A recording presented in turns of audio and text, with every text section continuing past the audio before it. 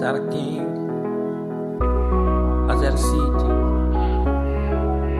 Let's go. Skinzy, the producer. Hey, damn.